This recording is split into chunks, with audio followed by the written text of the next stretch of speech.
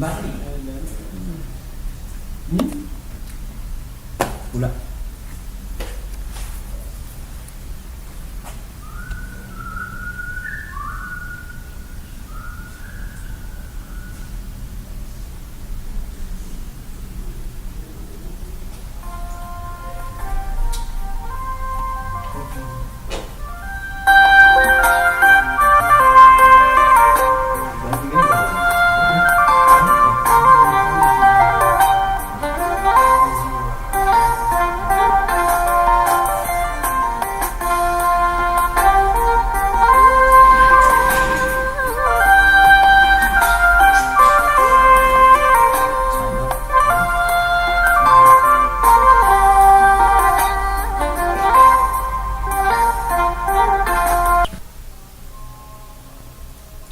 Haqatu iddoo dhabe dhugaatu awwaalame sobni dhugaa haguuge dacheen sobaan faalame adiitu gurraachate barruutu bifa dhabe sombi cinaacha ta'e kormatu gaafa cabe adda baasuu dadhabne bitaa fi mirga lafaa quxisuun safuu cabsee dhiita ilmoo hangafaa nama moo maal komanna yeroo korbeessi walaa korma loluuf booratu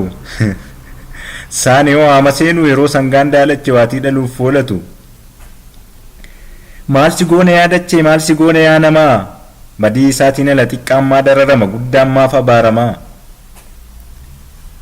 gaara jaarraa fulakkaa dhiibnee ofirraa kaasne takkaan nutti deebistaa yoo duunee sirraa dhumne bineensota bosonaa fuutee laga ceesiftaa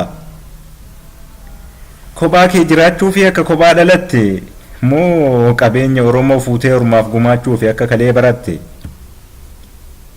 baraan barruu agarra gadda dachaa gaddina dukkana keessaa baanee yoomiin ifa argina bari'ee osoo jennu dukkanaan haguugamnee diinaaf fira wallaallee alagaan hacuucamne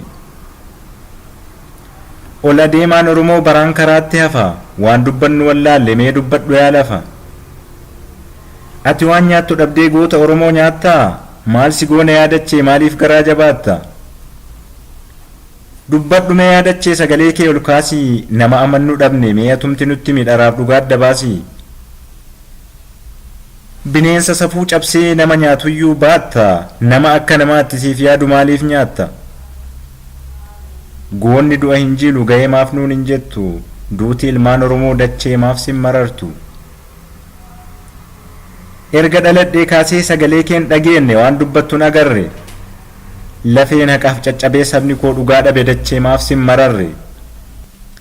gola keessa naanna'ee badii barbaadee dhabe dhiigni barumaan dhiiga daandii Oromoon dhiigaaf lafee isaatti gumaachee alagaa turra fiiga dachee kana maal jenna waan dubbannu wallaalle gaaf dhugaa sobaan marree dhugaa jiraa awwaalle maalimna maal dubbanna gaaf seenaan nu gaafate kun badii malee hidhaan kun du'aan obbaafate maal si goone yaadachee jireenya du'aan qixaan gayoomii jiraanna silaa ormaafuu taata osoo biyyeen nu nyaanne yoom qonnee sirraa nyaanna mee maal dubbatta jedhee ansuma dhageeffadha ganamaa fi galgala lafee goota meeqaati kan ukkaamamee ciisu dachee garaa kee jala gurra kootun dhagayu moo dachee dhugaa Oromoo maaliif natti nasaastu goota guyyaasaa malee hanqisa karaatti hafe yookiin boollaa maan baastu lama dhabduun goota dhaloota seenaa baatuuf qoreef gufuu buqqisee akka furmaatan laanne dhiigni dhiiga isaaf dhiige yookiin dhugaan arganne yookiin ofiin jiraanne dhalachuutu badiidhaa moo maaliif boqoo cabne yeroo tokko waa lama maaf dhugaaf goota dhabne si komadhee si dhiisa moo fala sirraa eega dubbadhume yaadachee akka calliseen teenne harmeetu dhiiga booya situu goota biqilche miidhama saba isaatiif goonni guyyaa fi guyyaan kan dhiiga isaa gumaachu kabaja eenyummaatiif bilisummaa fi malee hin jibbine jiraachuu namarraa eegnee dhabne kan nuuf gadduuf rifatu seerri uumaa dabeera dachee dubbadhu atu dhiigni ilmaan Oromoo osoo dhugaaf lola'u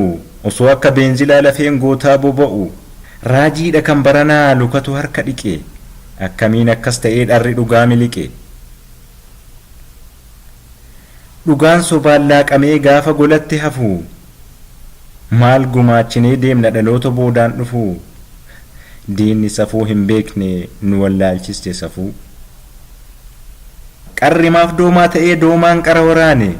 dhugaan maaf dhugaa dhabee dharri dhugaarra aane lafeef dhiiga Oromoo jige irra dhaabadhee nama gaafadhu dhabnaan dachee duudaa gaafadhe hanga lubbuudhaan jiru yoomuu dhugaa barbaada dus dhugaa uffadhee jiraadhus dhugaaf yaada hanga fedhes yoo ture dhadhaa fi dhaman dhaba waan nan itittuu raase hin shakku gaafa tokko dubbachuun isaan oolu dhugaan kun afaan baase